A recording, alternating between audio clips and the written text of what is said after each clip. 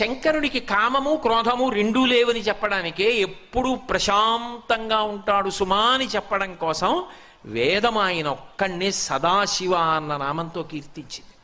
సదాశివ, ఆయన ఎప్పుడూ శివుడే.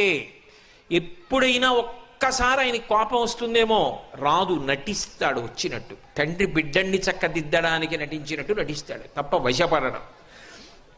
అందుకే వేదం ఆయన గురించి చెప్తూ ఈశాన సర్వ విద్యానాం ఈశ్వర సర్వభూతానాం బ్రహ్మాధిపతి బ్రహ్మణోధిపతి బ్రహ్మా శివో మే అస్తు సదాశివోం పంచబ్రహ్మమంత్ర పఠనమని చేస్తారు.